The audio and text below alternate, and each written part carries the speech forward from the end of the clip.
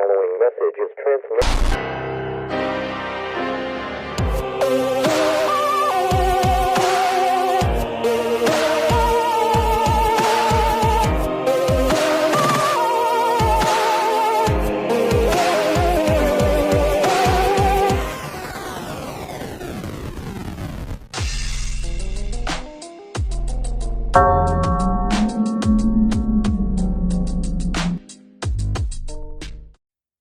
All right, welcome back to the Order of Chaos podcast. Today, I have a very special guest, Edge of Nightfall. What's up, man? Welcome to the show. Hey, thanks for having me. It's great to be here. When I got your invitation, being a fan for a long time, I was kind of surprised, but like in a good way, So it's great to be here. Listen, that's funny to me because that kind of brings us to our first topic here. But back when I started my channel, I was watching your channel thinking like, this guy's awesome. I love this. This is great. And then you disappeared for a while. So when I saw that you posted a video, I don't know, like a week or two ago, right? Like immediately in my mind, I'm like, he's back. So, yeah. Okay. First question is, where have you been? Well, yeah. So, unfortunately, that video that I posted a while ago, it was actually like a few months at least. So I'm like, man, the time is flying. But it feels recently. Like I'm right there with you. It feels like I just posted it like 3 weeks ago or something.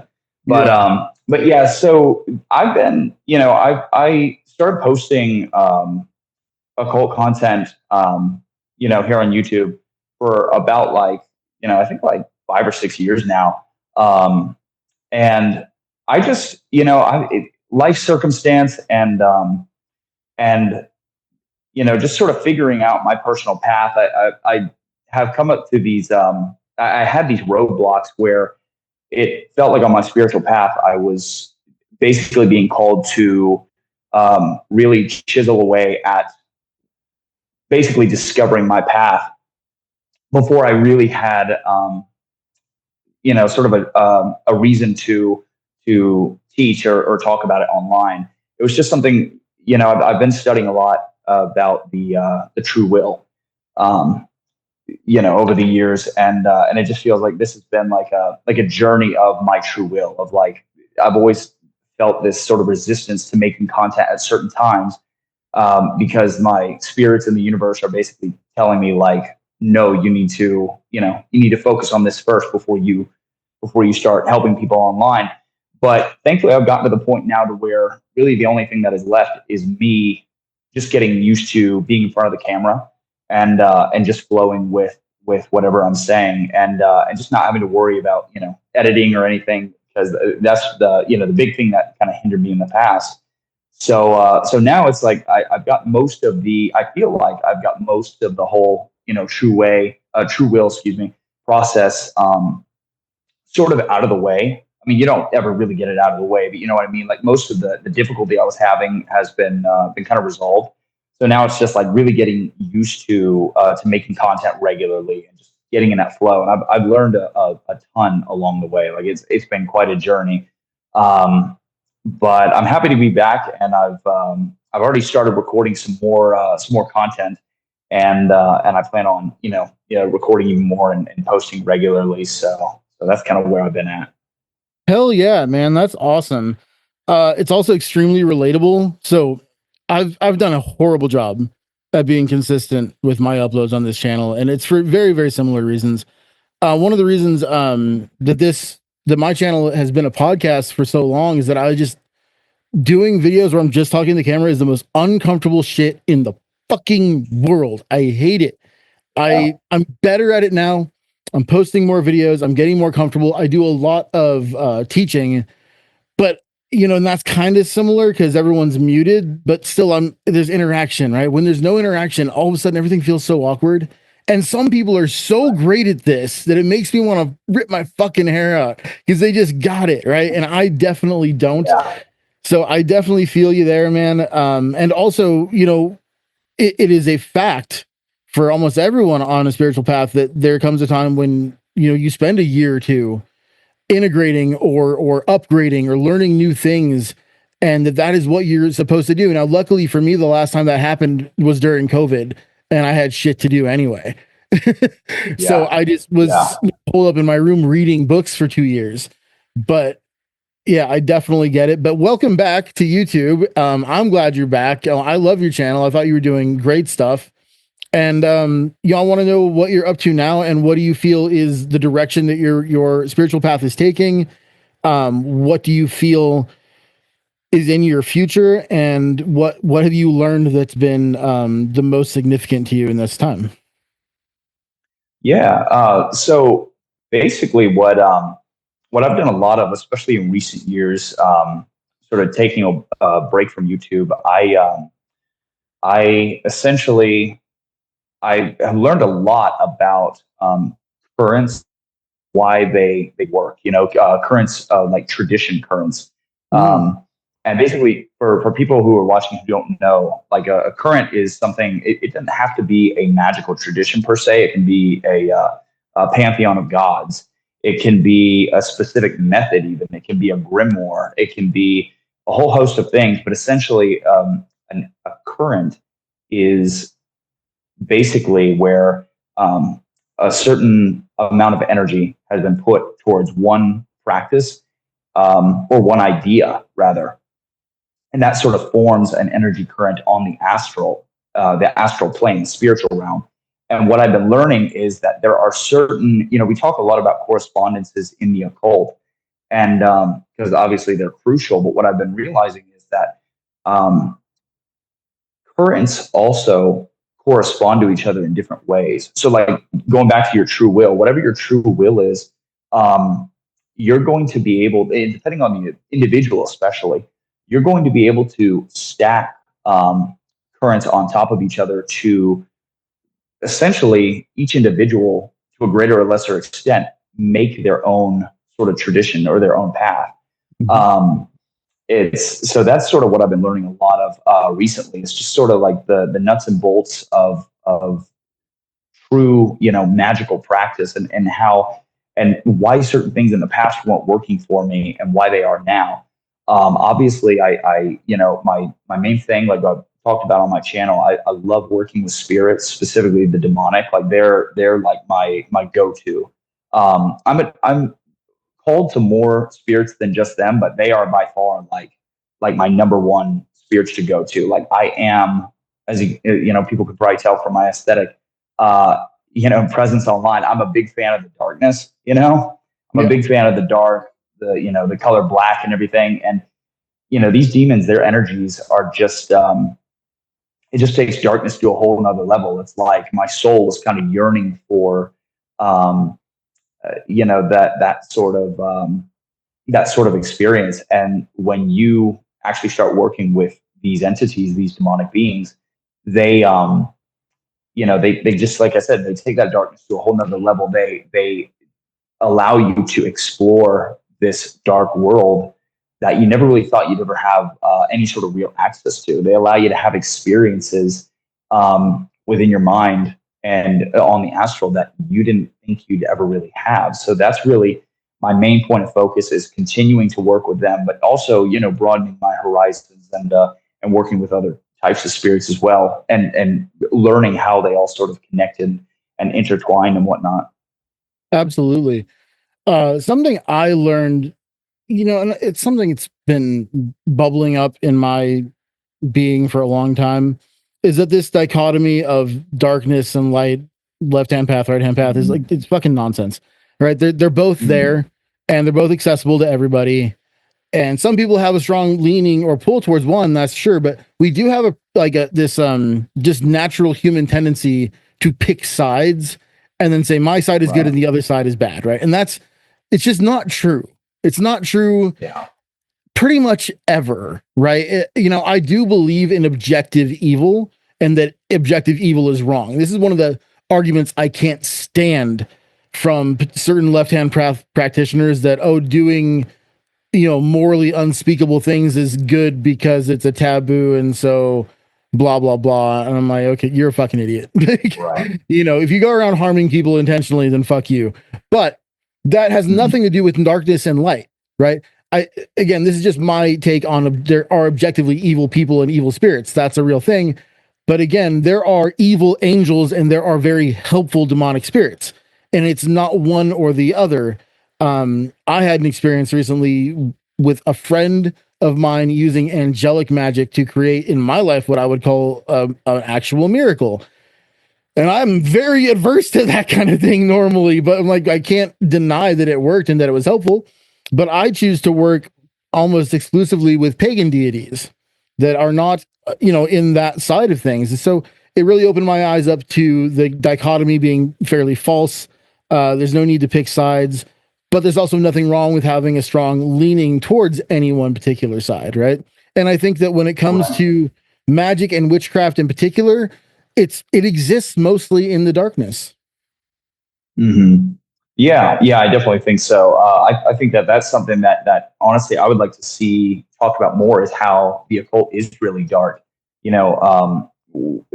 A few, or maybe I think it was more like in the '90s and the early 2000s, the Wiccan movement was dedicated to sort of basically portraying the occult in a good light, like a bright light type of reputation, and that's good. I mean, that those traditions are very much valid, and that approach is very much valid. There are people who genuinely connect with that and vibe with that, and you can just tell by people's aesthetic and what they talk about and what they do online that they are definitely on the more lighter side of things. But I do agree that the occult, by its very nature, is dark. Darkness is a very key and crucial component of who we are as humans. Yeah. It's in our DNA, so to speak. And when it comes to the dichotomy of the left hand path and the right hand path, I totally get where you're coming from. My perspective on it is essentially, I see it as I basically see it as like they are the left hand path practices and the right hand path practices in Western occultism. They are opposite in many ways, but they're actually two halves of the same function. So they are working towards the same process within the individual, but opposite ends of the spectrum. So the left hand path is more about integrating the shadow. It's got a little bit of light in it, like what you would encounter on the angelic side of things, but it is more about really doing the heavy lifting when it comes to shadow work that these demonic beings force on the practitioner, because you have to go through them in order to sort of shed your what really is not really you. It's just baggage that we're all carrying around. And then on the right hand path type practices, like something like the Wicca, or more intensely, I'd say like Golden Dawn or like Thelema. They've still got a somewhat kind of left hand path aspects, or darker aspects, especially like Thelema, for example. But that side of things, the approach is aimed more towards helping the individual ascend in the conventional understanding of what ascension is, having this unified consciousness of existence in its totality, and how we're connected and we're all one. Whereas the left-hand path, like I said, it forces you to be separate from the world around you, to forge the individual, to confront your shadow head on. They're two totally different versions of alchemy, the alchemical process, but they are working towards the same end. They're working towards the same goal. I totally agree with you. I see how some people do use, unfortunately, the left-hand path as a sort of justification to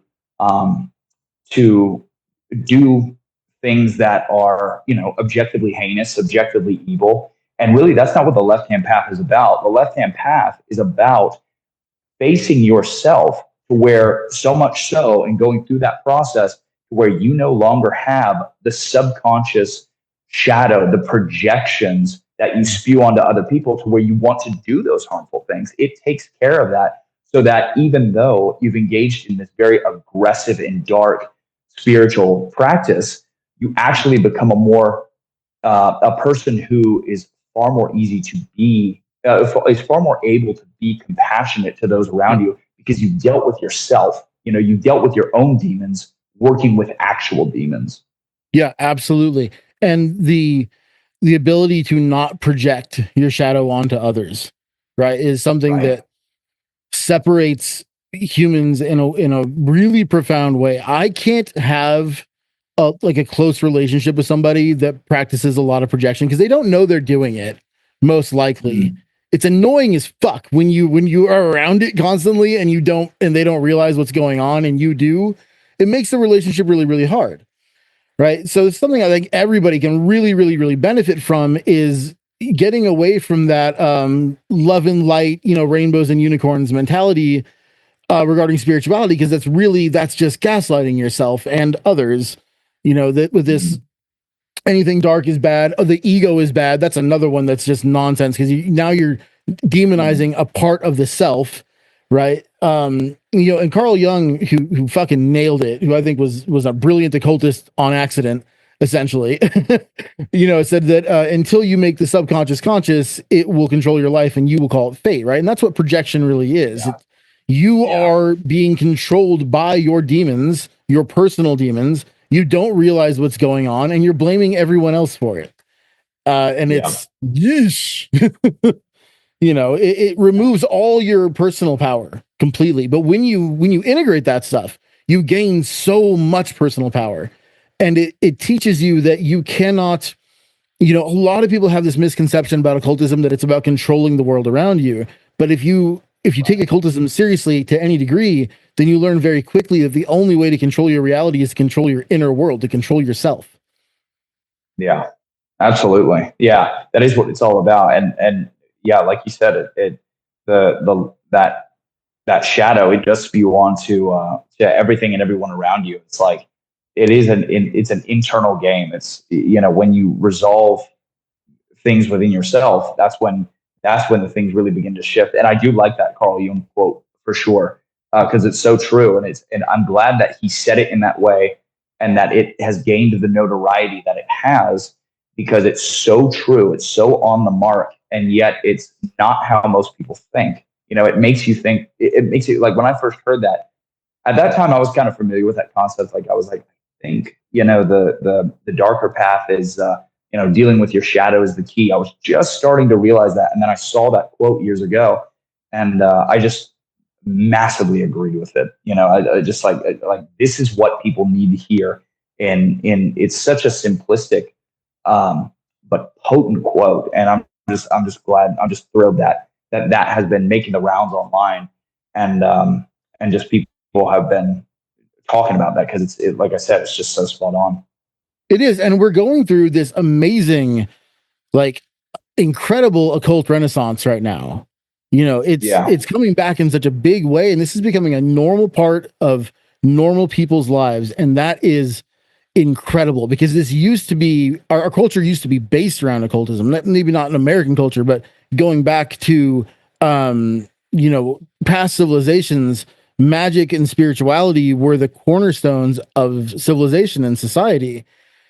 And I'm not talking about the Abrahamic religions. I'm not talking about, Christianity, Judaism, Islam. I'm talking about a deeper personal connection to the plethora of spirits are out there, for your own reasons, right? In your own life, and having, these real personal connections and dealing with them in a way that actually makes sense, that isn't fundamentalism. Because in my opinion, fundamentalism in any spiritual practice is like, you're just gaslighting yourself to believe a mythology as though it's objective truth, and not look for the deeper meaning. Like, okay, what's the point of this? It's just, you're just LARPing. Right. Yeah, for sure. To sort of approach any sort of path with any sort of real rigidity is kind of to defeat the purpose when it comes to the structure itself. Because the way I view it is like the structure of a tradition, or a path, or just a way of doing things, a certain approach, is to essentially guide an individual in a certain way, and to teach that individual what they can know at that time before they move on to other things. So it's really like a guidance system, but it's not an end all where it's like, hey, we can contain all of universal truth in this one thing and everybody needs to come to it. This is a much more interactive and dynamic experience we're having, where it's like there are so many different paths, so many different approaches, and it's really just about finding what's right for you. I mean, there's truth to a certain degree of dogma, to a certain degree of tradition, but ironically, that tradition, that enforcement of certain rules within certain currents and stuff, that's really just to give you a good understanding of like the foundation of what it is you're learning. It's not meant to be like the great restrictor. It's meant to liberate you if approached correctly. Yeah, I feel like they're like you ever go bowling and like there's the bumpers that can come up so that you don't get a gutter ball. Mm-hmm. Yeah. Yeah. Kind of like that, right? You get these guidelines that can help you out when you view them the right way. But I think, when it comes to the mysteries, they're called the mysteries for a good reason, that they're, and everybody. So I'm kind of like right now on this topic because I just read Alan Moore's new book and I'm going to be posting a review of it. And spoiler alert, I fucking hate it. It's not good in my opinion. And I'll post a whole video about that. But, that rigid dogma of my way is the good way and everybody else's way is wrong and dumb is like, I'm so over that. And that has been so prevalent within occultism for the last 100 years. I mean, going back, Crowley, it's like, here's why I'm right and everyone else is wrong, and you should only listen to me, and blah, blah, blah, blah, blah, blah, blah, blah, blah. And then they regurgitate the same fucking Kabbalah crap. And not that Kabbalah's crap. Kabbalah is amazing, but it's like, it's the same in every book. They're explaining the same stuff every time over and over and over again as if it's new. It's not new. It's great, but it's not new. I'm always looking for magic that progresses our understanding of magic in a real way, which is why I'm like a big physics nerd, because I think that magic and physics are essentially the same thing. Magic is just physics we don't understand yet. Right. Yeah, for sure. From my experience, whenever, because in this journey that I've been on with these hiatuses from YouTube, I kind of came across that too, where there were certain subjects where I'm kind of annoyed by how much of them there were out there. And what I found out is that that it's kind of it's basically, from my theory, from my unverified personal gnosis, it's basically your higher self telling you, or even a spirit, depending on if they're working with you in that way. It's basically them telling you, hey, you need to go down this path. Is either it's not for you, or you've learned everything that you can in that esoteric avenue. Now you need to go do some really outside of the box stuff and go outside of the curriculum, because you're right. It's like the occult has, and it's a good benefit of a lot of people, made sort of an unofficial curriculum of what you're sort of quote unquote supposed to learn.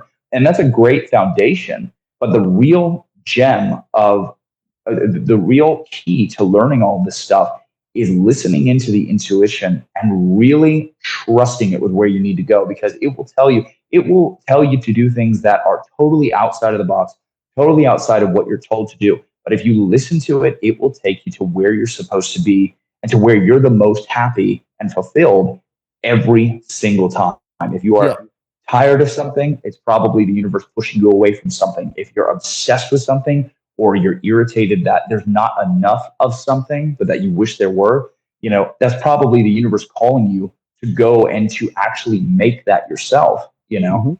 Yeah. And that they go back to what you were saying about currents, right? That's a current. Okay. These are the different currents. And so there's traditional currents, like you were saying, and then there's these personal currents, and every person is like a sailboat, right? And you've got your sails up, and these currents are what push you forward. And if you lock yourself in to say, I only work with this current, you're not going to have a really strong wind. But like you were saying, and I love that you can stack them and get a greater deal of acceleration. Mm-hmm. Yeah, for sure. I've noticed that. That's what there's the whole sort of cross-cultural phenomenon, where it's like, these systems, like when you take Golden Dawn, for example, like the Golden Dawn system, they take things from the Hebrew pantheon, the Hebrew systems. They take things from the Egyptian, the Greek. What other pantheons? There's a bunch of stuff that they pull from, or that the Solomonic grimoires and everything as their sort of like baseline dynamic or mechanic, and then they put Kabbalah in it and God names and all that stuff and angels. And when you observe what they're doing with those various beings and systems from all over the world, when you observe what they're doing, there's a very clear sort of philosophical understanding and undertone of what makes all of it come together. There's very broad, sort of gigantic energetic correspondences that, in order to understand those correspondences, you need to listen to your intuition, but to really understand on an intellectual level, you do have to sort of understand the deeper esoteric meanings of what you're combining, and a lot of times the process actually is listening to your intuition, not knowing why you're combining certain things, but just listening to your intuition. If something resonates, it resonates. And then as you study it, you understand it intellectually during the process. And this process is incredibly rewarding. Yes. So absolutely. And don't resist it, because, I've made that mistake a couple different times where, I was directed by my own spirit guides to do something different that I wasn't doing already. And I'm like, what do you mean? But I do this. Why do you want me to go to this? Right. And so I resist it until I stop resisting and I start doing it. I'm like, oh, I get it now. Right. Why did I waste a year resisting this? This is exactly what I needed. And now I can integrate this into my own system. There's what you were saying reminded me. Have you watched the show? There's a show on Netflix. It's called The Good Place. Have you seen this? I've heard of it. It's hilarious. It's so good. But it's the one where it's like the angel and demon. Yeah. So it's this like show about the afterlife, right? And in the first episode, one of the things that I thought was great was the lady, the main character, she's asking, so which religion was correct, right? She's talking to somebody in afterlife. It's like each religion got it about 12% right. And I think there's probably some truth in that, right? And so it's good to, and this has always been the chaos magic kind of point of view. I've always said that chaos magic is a lot like MMA, right? So as it turns out, Kung Fu is nonsense. And I'm not even going to get into that, but if you there's a guy who's been going around China pretty much knocking out Kung Fu masters, and he's like an older, overweight, out of it kind of MMA fighter, because when you take what works from a system and you discard what doesn't work, you get a better system. And MMA has shown that, right? By taking a little bit from this practice, and putting together a much more effective martial art than any one of those traditions had in and of itself. Right. With the exception of maybe Brazilian jiu-jitsu, but that's a whole other thing. So my perspective has always been take what works and leave what doesn't. And you can find things that work everywhere. It's not just that this one tradition has it all figured out, right? Especially it's never that this one guy has it all figured out. This is why I can't stand cults and I can't stand gurus, because that idea that this one guy has it all figured out, even if that guy is Buddha, I don't care. There's not one guy that's got all the answers, right? It takes everybody, and it takes you really looking for many, many teachers and many avenues of learning and assembling something that works for you individually, because it's not there's no one size fits all. Yeah, for sure. I'm in total agreement. It is. And that's what enriches the process, is like no one thing being the way. If that were the case, for the majority of people, that would get stale very quickly. The interactive experience between different things is what makes this path, this general occult path, so personal. And that process also extends to things like martial arts and other things outside of the occult realms. And what you said about the guru is spot on. What I've realized is, like, no matter how advanced you are, you don't become like, you're not God. You're just a guide. You're a guide who's been on this path longer than other people. And you kind of have to have that sort of down to earth mentality in order to, essentially not abuse people to a greater or lesser extent. Because, I'm totally with you on that. It's horrendous to hear some of the stories of what cult leaders, have done, because of their, their out of control ego, and like we said before, their projection, their issues, their shadows. It's a nasty picture. It's carnage when you see the end result of what they've done to people out, because they haven't resolved their own issues. Yeah, and it sucks. It's sad, and one of the things that I think is necessary to be any kind of effective spiritual teacher is a great deal of humility, right? It's so important. And I don't consider myself a spiritual teacher. I consider myself a teacher of occultism on a spiritual path, right? They're two different things. I'm not a spiritual leader of any kind. And in my own school, and I run something called the Occult University, where you sign up and we have a community and lessons and all that stuff. It's pretty fun. But like, I've got students in my school who are PhDs, and I've got students who are religious leaders in their own right. And I was a fucking construction worker. This is ridiculous, right? And what I am so humbled and so in awe of some of the people who I could call like my students, but like, to some people that would go to their head, I think, and they would actually see themselves as being like above these people. I'm learning from them possibly more than they're learning from me. I don't know. I try to combat my imposter syndrome to the degree that I'm able, and try to just do the best job I can. But again, it's like, it's so cool to get to be around so many people who know so much. And it's another reason why I do this podcast. I get to talk to people like you and be like, oh my God, I get to talk to this guy. This is so cool. Right. I get to learn from all these people who I really admire. And it's amazing. And I feel like that is the only way we can ever keep learning, is to realize like, I don't know, fuck all. Like, and I say that running a school, I'm like, no, please come join my school, because I need the income and I'm doing my best. But at the same time, like, honestly, I don't know shit. I have some ideas, and I'm willing to teach what I think I know, but I also know that I don't know. Right. Yeah. The farther you go to any subject is like you go into a subject to know things, but then a certain avenue, whatever study that may be, the farther you go into it, the more you realize you don't know. Totally. And every step you take along the path makes the path longer, not shorter. You're not getting anywhere. You're realizing, like, when you if you know this much, you think you know this much, and when you know this much, you realize that you know this much. Mm-hmm. Yeah, it's almost like you're climbing the mountain and you don't realize how big the mountain is until you're, towards the top. Kind of, you don't realize actually how high you are. I don't know if that's a good analogy or not, but you get what I'm saying. It's like, or you don't know how big the landscape is around you, or the mountain region, until you're on the top of one of the mountains. And that kind of brings me to that, going back to your group, what you were saying about having people with PhDs and everything.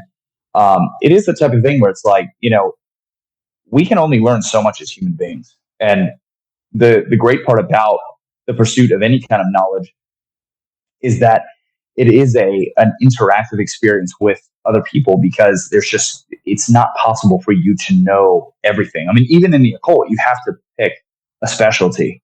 You have to be a specialist in a certain area, even if you are fairly eclectic, you have to have a specific avenue. You have to stay in your lane. But the great thing is that other people, it gives you the opportunity to learn and interact with other people who have, other specialties. So that's part of what makes it cool. And it sort of prevents you from going down that path of having that cult leader mentality. When you truly recognize that, it almost brings you back down to earth and holds you accountable, so to speak. Yeah. And this is, one of the reasons why I think that within neurodivergent people, occultism makes a lot of sense. Right. So I'm an intensely ADHD person. I have no ability to stay in my lane whatsoever. I'm in everyone's lane. But it's because I can't control the car.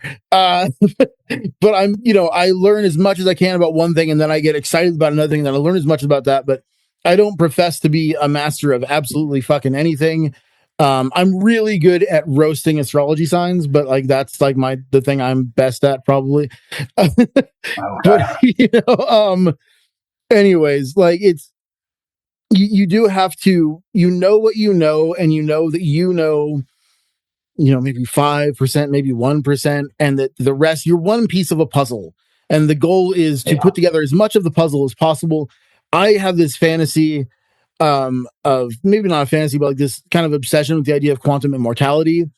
And the reason for it being that I would love the idea of living for hundreds of years simply to learn and learn and learn and learn and learn and never be locked down to like, this is the set of information I was able to accumulate in this one lifetime. Right. Yeah, I have heard of that concept. And I agree. It's very fascinating from my understanding, it's like you gain a level of immortality so long as people like, I mean, maybe you're referencing something different, but I've heard of the concept where like, if you're well known, if you're like sort of a legendary figure like Aleister Crowley or someone in history, and you get remembered in the history books, then however long people remember you and give you that energy of knowing about you and thinking about you, that's how long you survive. And so there have been people who, if that theory is correct, have been living for like literally thousands of years. Absolutely. So in my mind, what I go to immediately is Marcus Aurelius, who is tremendously influential even today in terms of Stoic philosophy, and it's brilliant. And he was a Roman emperor.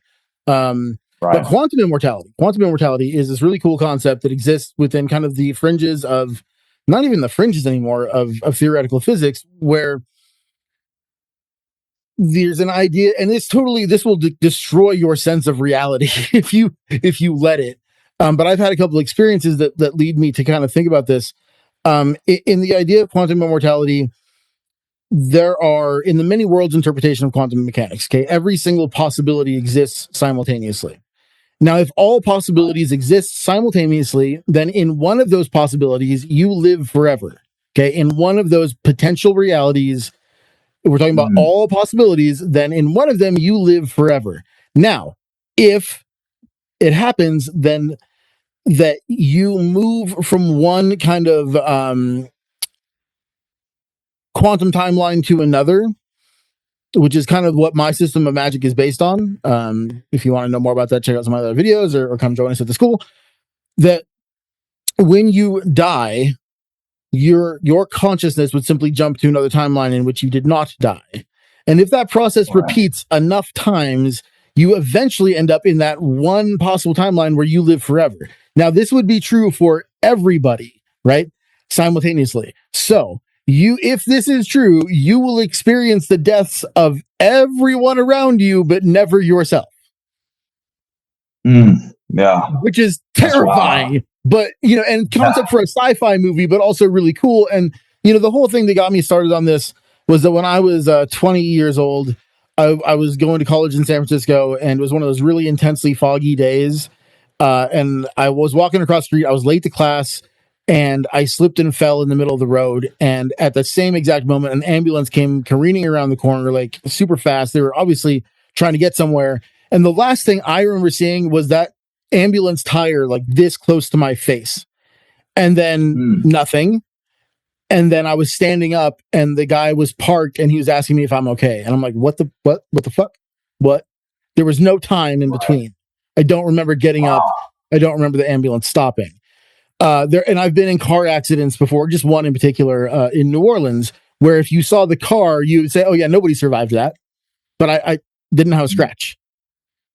Right. Wow. Again, and no memory of the moment from impact to how I got to be outside of the car, just standing there being like, oh, well, I guess everything's fine. So it got me kind of on this. And, maybe I'm not expressing this idea of quantum immortality perfectly, but there's plenty of PBS Spacetime videos you can go watch on it, that kind of thing. Check it out. It's a cool concept. I'm sorry, I don't even remember how we got onto this topic. But it's fascinating. Yeah, no, you're fine. Yeah. I have heard of what is it? Reality transurfing, I think it's called, where you're like, we're all jumping through an infinite number of possibilities, and that's how magic works. And I think for the most part, I agree with it, or pretty much completely, because that to me, it makes a lot more sense than like, I don't know, just putting our energy out there, and then it affects the world around us. It makes more sense that we're just like shifting through timelines, depending on what we set our intentions to. So Yeah, I mean that makes sense to me. Yeah. And to me, it's the only thing that makes sense because within quantum physics, there's two dominant theories, right? There's Copenhagen and there's many worlds. Copenhagen says we all live in one objective reality. We all live in the same objective reality. And this argument has to do with how the wave function collapses. So particles behave as a wave until you observe them, and then they behave as a particle, right? So in Copenhagen, the wave is potential, and then there's reality, and we all share one reality. In many worlds, the reality you experience is the one for which you are a match, right? And this to me seems way, way more accurate. So let me put it this way. If you're familiar with Schrodinger's cat, which is just a thought experiment, no cats were harmed in the making of this video. You have a cat in a box with a radioactive isotope. The isotope has a 50% chance of deteriorating, which triggers a chemical reaction, which kills the cat. Okay, so cat's in the box is closed. You don't know if the cat's alive or dead until you open the box. In Copenhagen, the cat is either alive or dead, and when you open the box, you find out. In many worlds, the cat exists in superposition. It is both alive and dead simultaneously in two alternate realities. And you experience one of those, okay? It's a very, very simplified version of how this works. Again, that makes way, way, way more sense to me. And in this theory, you are shifting realities billions of times per second. And that is what creates your experience of reality and time. Now, if that's true, and reality is a mental experience, then and this is what totally makes Magick work, in my opinion, that by changing your inner landscape, you become a match for a different reality, a different possibility, a different set of possibilities. And therefore you have an ability by changing yourself, by changing your mind, your state of mind, your emotions, your, everything on the interior to improve it, you become a match for improved possibilities. And Magick is a way of doing that. Right. Yeah, no, I totally agree. That to me, yeah, like I said, that makes total sense. It is about it all starts from within and the external changes. So it makes sense that the parallel universe shifting, that's the way it actually works. So yeah, it is interesting, to combine these sort of quantum ideas with Magick, and then also to see that in history there were I think, depending on what you're talking about, of course, but some of these ideas that we think are very new, people in ancient times, they understood those theories. Oh, yeah. But from a different perspective because of the time that they were in. So yeah, I think it's totally interesting, and it's definitely all connected for sure. Yeah, and so great point. If you're familiar with the Hindu concept of Indra's web, it's a complete timeline and multiverse theory. But it's in the story of a spider web. So you have a spider web, and on every intersecting point of the spider web, you have a dewdrop of water.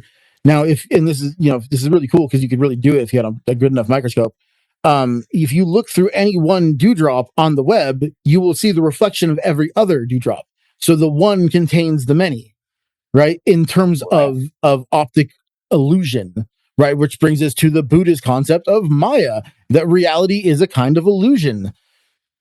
I love this shit because our physics today is catching up to what philosophers knew thousands of years ago. Yeah, for sure. The spider web, that is such a great analogy of how reality works. I actually worked with the goddess Arachne when I was working in the Draconian tradition, and that was exactly the gnosis she gave me. I felt the calling to work with her, and the first time I tried to work with her, it didn't work because I was trying to do things by the books, like the way that you're supposed to work with her. But then I just sort of invoked her or evoked her. I can't really remember which one I did. It was a while ago. But I brought her to my presence, and then I started getting these manifestations where it's like every spell, every thought you cast, every thought you think is a spell cast, Yeah. And then through working with that goddess, I was exposed to that idea. There's also the idea that this has more to do with alchemy and initiation, but I like the comparison to where reality is like a diamond, because no matter there are all these different ways of sort of interpreting reality depending on which exact point you're looking at things from. So it's like it's all different, but it's all connected and it's all whole at the same time. Yeah. Yes. And that's in that, you could say it, but to feel it and to experience it is a whole other thing, and that's a lifetime pursuit. You do have moments where you can feel it and perceive it, and those moments are amazing. You can understand it, but it never gets boring, right? Because it's such a huge concept, and I Right. love these concepts so much. And this is so, to me, being a very ADHD person, I get bored incredibly easy. Like, I get bored so fast, but this shit it's never boring to me. And that's one of the things I love most about it, is that it is constantly like lighting up all the neurons in my brain going, Yeah, for sure. Yeah, that's really cool. Yeah, I agree. Um, yeah, I feel the same way where it's like, I don't know, there's so much to learn about the stuff, and you're just like a kid in a candy store, and you have like, for the most part, you have like unlimited credit card. So pretty yeah, cool. it is. And that's true, because your mind is kind of like a limitless credit card, because you can create within your mind for free all the time. It costs you nothing Hmm. to create Yeah. anything you want in your mind, right? And that, so right there kind of brings me to the Hermetic principle of mentalism, where, like, what the fuck is reality? It's a creation of your mind, the mind of God, the mind of the all. I don't fucking know, but it's like, it is clearly a mental creation, right? Because the only thing that can create out of nothing is a mind, right? And when I try Right. to talk about this to my students, I always just say, well, what did you dream about last night, right? And they say, like, well, I dreamed about being in the building a house, let's say, right, as an example. And I'm like, okay, cool, how much did the wood cost you to build that house? It can cost you anything. You can just Yeah. create. You can simply create within your mind with no limits. Yeah, for sure. Yeah, it is. Yeah, that's a great part about the mind, but also as an extension, the astral plane is like you Yes. have all those unlimited resources. Mhm. Um, and true, and when it comes to learning the occult, there's also things that you won't find in books when you learn from spirits. So it's pretty cool. Yes. Um, Yes. it's like a whole nother. There are like layers to learning in the occult. Like you have the books, which are wonderful. You have some of the manuscripts that need to be sort of decoded by professionals, and may not be in print, so they're a little bit harder to get access to. But then there's like directly learning from the spirits and allowing them to sort of guide you. And sometimes they'll guide you in a way to which you understand a certain concept in the occult, but it's really not that concept that you're supposed to emulate. That's supposed to be a hint at what you're Yeah. supposed to discover for yourself. So there are all these cool different avenues to knowledge and understanding and application in the occult sciences. Yes. Absolutely. And again, it's just, I'm in such awe of it all the time. It's just been the coolest thing I've ever done with my life, and I've been doing it since I was 15. But it really, around the time I was 30, maybe even like 34 ish, is when it really became like a much bigger part of my life, and all the pieces kind of fit together. The stuff I've been doing since I was a kid, like, oh my god, this is so much bigger than this just party trick of, if I concentrate really hard on something, it'll happen, right? Which is kind of like Mm-hmm. everyone's introduction to magic, is basically like, connect with the spirit, ask for a thing, the thing happens, and you're happy about it. you know, Right. Getting into so Yeah. much more than that has just been the greatest experience of my life. And on that note, we're out of time. I got to get on to tarot readings for the day. But this has been awesome. Okay. It was a pleasure meeting you. This is a great conversation. I really, really appreciate it. And I'd love to do it again. Yeah, absolutely. I feel the exact same way towards you. It's been awesome. You have me on the show and everything. It's been a real pleasure. So thank you. Hell yeah. I'm really looking forward to new videos on your channel. I'll be looking out for them. Yeah, for sure. Yeah, sure. Still sort of experimenting with recording methods because, like you said, it's being in front of the camera and talking to it. Like it really does take some getting used to. Like even some of the people that I watch, like some other people I watch on a regular basis, like they'll even admit that it's so difficult But what I've been thinking about is like, you just have to sort of treat it like it's your best friend and you're just talking to, you know, to it about what you're interested in. So I'm going to use that, and hopefully I'll have a lot of content out. No joke, man. I have put googly eyes on my camera before, so like I feel like I'm talking to somebody. It actually helps. Yeah. Just get a sticky note, draw a face, and then put it there, you know, or anything. And the other thing is, so one of the things that helps me, I'm getting better with this, but I used to always just get someone else to edit the videos for me because I can't stand it. Like I can get through the recording part, but then editing it, you're just like, you know what? No, fuck this. I hate it. I'm gonna. And then you do 100 takes and you don't like any of them. Yeah, Right. It's a process, Right. but that is also, sorry, like last kind of thought here. That is a kind of shadow work because you have to look at yourself and say, like, what am I good at? What am I not good at? How can I improve? And that can be very difficult to do, especially when it's like you're trying so hard to create something that you're proud of, and you're like, you can just say endlessly, I'm not good enough, and use that as an excuse. Or you could say, I'm constantly improving and I'm going to be brave enough to post this, even though it's not perfect. Yeah, for sure. Yeah, definitely. Another thing that really helps me. Sorry. Okay. I promise is the last thing I'm going to say. But so my all-time favorite band was Metallica. Right. And I remember this time I was a kid, I was in Mexico, and we went to this flea market, and I was kind of on a hunt for a cassette tape.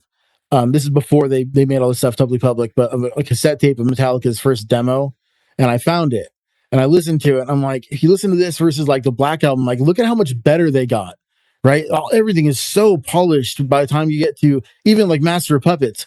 But my favorite is that cassette tape from when they were just kids fucking around, because you people want to see your progression. And so even though you're not happy with, and I'm not happy with, like if I go back and watch my first podcast, I just want to quit, but I leave it up there because people like it and they like to see where you started. Yeah. There's definitely a novelty to it for sure. Yeah. All right. Well, anyways, I gotta go. And like I said, it's been a pleasure. And everyone at home, thank you for watching. Thanks for listening. And we will see you on the next one. Bye, everybody. All right. Take care, guys.